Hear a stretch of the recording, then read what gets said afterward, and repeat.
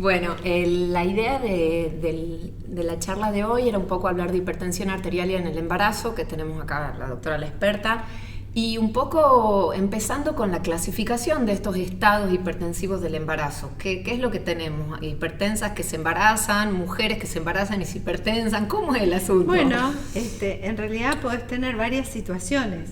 Podés tener una mujer que ya es hipertensa y entonces esa mujer que es hipertensa se embaraza. Es decir, es una hipertensa crónica, ya venía de antes y se embarazó. Después tenés el otro estado donde es una mujer que no es hipertensa, tiene su presión normal y comienza su embarazo y después de la semana 20 ahí comienza su hipertensión. Entonces esa ya es una hipertensa gestacional, es decir, ese embarazo le generó a partir de eso su hipertensión. Esa hipertensión seguramente continúa durante su embarazo y puede que se complique o no, al igual que la hipertensa crónica, la que ya venía con su hipertensión y se embaraza.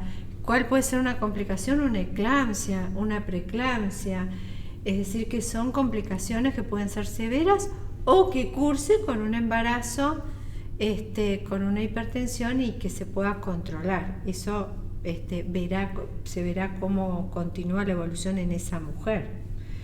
Y después tenés lo que es la eclampsia, que es una complicación que puede venir en cualquier momento de su embarazo, que eso es algo grave, o una preeclampsia sobreimpuesta, que va a estar sobre aquella que ya tiene la hipertensión, ya sea gestacional o crónica. Y lo que también se está viendo hoy en día son esas eclampsias ya posterior a que ya tuvo su bebé, el alumbramiento, todo, y que tienen una preeclampsia posparto, que eso cada vez se está viendo más. Bien, entonces nosotros, digamos, clasificamos a nuestra mujer, ya sea hipertensa crónica o con hipertensión del embarazo. ¿Y qué hago, básicamente? Por un lado, lo que clasificamos una es la forma de presentación, que es eso. Otro es en el tiempo donde se presenta, como esto de crónica, ya venía, después de las 20 semanas, y la preeclampsia que puede ser impuesta, sobreimpuesta, y después si tiene presencia de proteinuria o no, ¿sí? Que eso también es parte de una clasificación. ¿Qué hacemos? Primero, una mujer joven que quiere embarazarse, sería bueno primero un control previo a ese embarazo. A veces se puede, a veces no se puede, pero es bueno saber en principio cuáles son sus cifras de presión, cuál es su estado de salud previo a ese embarazo, si toma o no medicación, porque son escenarios distintos. La mujer que ya es hipertensa y se quiere embarazar, entonces ahí va a continuar con su embarazo, probablemente los 3 primeros meses. A todas las mujeres que en sus 3 primeros meses de embarazo la presión desciende normalmente. Eso es algo fisiológico, es algo hemodinámico, donde por todos los mecanismos que suceden y cambios, en general desciende. Y a veces esa mujer que ya viene medicada, tal vez le tenemos que disminuir la medicación porque se le suma la disminución de las cifras de presión arterial esos primeros 3 meses. A veces se las baja, a veces se las suspende, y después de esos 3 meses uno a veces le agrega la medicación a esa mujer. Si requiere medicación, hay que medicarla. Y uno tiene que saber cuándo la medico, cuál es el objetivo, hasta cuándo le voy a bajar la presión, que eso es importante también. Entonces, ¿cuándo la voy a medicar? Cuando las cifras de presión arterial estén elevadas. ¿Qué es lo que dicen las guías? Por arriba de 150 a 100, uno comienza a dar medicación, siempre y cuando esa mujer no tenga ningún síntoma que requiera que más allá de esa cifra la tenga que medicar antes. ¿Síntomas cuáles? Que tenga, por ejemplo, cefaleas importantes, que tenga fotofobia, signos de alarma, epigastralgia, es decir, que diplopía cuando me doble, ¿cierto?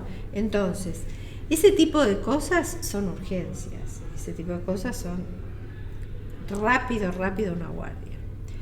Pero si la mujer está embarazada y tiene cifras de 145, 90, 95, uno tiene que ir siguiéndola y controlándola, pero medicación es, de acuerdo a las guías, cuando tiene por arriba de 150 a 100. ¿Cuál es el objetivo? Por debajo de 140 a 90, ¿sí? Y cuando no tenemos que bajarle tanto la presión, es decir, menos de 120, 110 de sistólica y menos de 70 de diastólica. ¿Por qué? Porque no le estamos mandando justamente este flujo placentario, disminuimos el flujo placentario al bebé. El bebé, ¿qué hace? Puede tener un retardo de crecimiento intrauterino, y eso es algo que perjudica al bebé. Y que por otra parte, si le bajamos mucho la presión a la mamá, no estamos mejorando la enfermedad de base que tiene esa mamá, porque no la estamos mejorando. Así que no hay que apurarse para bajarle la presión si no lo ameritan las cifras o la sintomatología de la paciente. Y hacer un buen diagnóstico, ¿sí? Porque hay que descartar que no tenga una hipertensión de guardapolvo blanco. El 13% lo tiene, no es una cifra tan pequeña. Y eso hace que si tiene hipertensión de guardapolvo blanco, va a tener hipertensión en el consultorio, en su casa va a estar normal. En el consultorio le damos una medicación para bajarle la presión, llega a su casa, le bajamos. Lo que no le tenemos que hacer justamente es llegar a esas cifras tan bajitas, perjudicamos al bebé. Esas son cosas muy importantes, por eso es importante pedirle una presurometría de 24 horas, para justamente descartar la hipertensión de guardapolvo blanco, para descartar hipertensión oculta, que si bien es un menor porcentaje, alrededor de un 6% más o menos, la oculta tenemos que también descartarla y tenerla en cuenta. Judith, y con respecto a las mediciones ambulatorias, en una paciente hipertensa crónica, ¿la pediríamos una por trimestre? Y bueno, y después de las 20 semanas, por supuesto, cuando hagamos el diagnóstico de... Hay algunos protocolos, ¿no es cierto? Que uno dice, bueno, uno lo puede pedir más en una crónica, lo pedimos en el primer trimestre, ¿por qué? Porque como ahí baja la presión, claro, y si nosotros tenemos que medicarla, entonces seguramente en esos 3 primeros meses le sacamos la medicación para que no le baje tanto y la vamos controlando, ¿sí? Y entonces después le volvemos a pedir. Y además los registros domiciliarios, que esa es otra forma que también le podemos pedir a esa mamá que se vaya registrando y enseñarle la técnica del registro domiciliario de presión arterial, que es una buena herramienta. A veces no en todos los lugares tienen para pedirle un monitoreo ambulatorio de presión arterial, y entonces si uno entrena cómo tomarse la presión de la manera correcta, entonces ahí también tenemos esa posibilidad, con los protocolos de toma, ¿no es cierto?, de 4 días, 7 días, para tener un dato más de esa mamá. Tenemos nuestra paciente que tiene indicación de tratamiento. ¿Qué tratamiento farmacológico y no farmacológico le indicamos a nuestra paciente?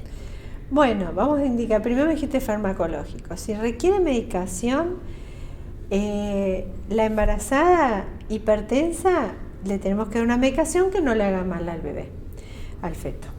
Entonces ahí hay fármacos que son de primera elección, que uno le tiene que dar, que están estudiados, que eso no le va a hacer daño a su bebé. Bueno, los de primera elección son los que llamamos alfa-metildopa, que es el que más estudios tiene, con muy buena tolerancia. Después tenemos la betalol, que es un alfa-beta bloqueante, que hoy en día tiene un excelente resultado y que tiene mucha evidencia también y se utiliza mucho, incluso en la emergencia también. Y después tenemos lo que llamamos los calcioantagonistas, que el que mayor tiene evidencia es la nifedipina de larga duración, que es la que tiene evidencia. Siempre preguntan por la amlodipina, porque la amlodipina no tiene la evidencia que tiene ni la alfa-metildopa, ni el labetalol, ni la difedipina. Pero la realidad es que se usa bastante la amlodipina a pesar de no tener la evidencia. Y no figura en las guías, porque las guías, todas las guías para tener la evidencia son de estudios randomizados, ¿no es cierto? Y como estos estudios que son randomizados tienen que estar con toda la evidencia tan clara y que no corra riesgo nadie, entonces no figuran en las guías. Pero hay estudios que tal vez en un futuro hagan que puedan figurar esta evidencia. Por otra parte, de segunda elección es el atenolol, y el atenolol o los beta bloqueantes de evidencia que lo que hacen es, no están en primer lugar porque tienen retardo en el crecimiento intrauterino. Y después están las contraindicadas, las que no le debemos dar, que son todas aquellas que inhiben el sistema renina-angiotensina-aldosterona, como lo que son las familias de los priles, ¿sí? Y la de los sartanes, los IECA y los ARA2. Esos son teratogénicos, hay evidencia de eso, con lo cual no están indicados en aquellas que buscan tener un bebé y están tratadas por hipertensión, o aquellas que son ya hipertensas y requieren tratamiento. Esos están totalmente contraindicados. Así que eso si hablamos de fármacos. Y si hablamos de, como dijiste, tratamiento no farmacológico, hay dos situaciones. Una, cuando a la mujer pues le decís que se ponga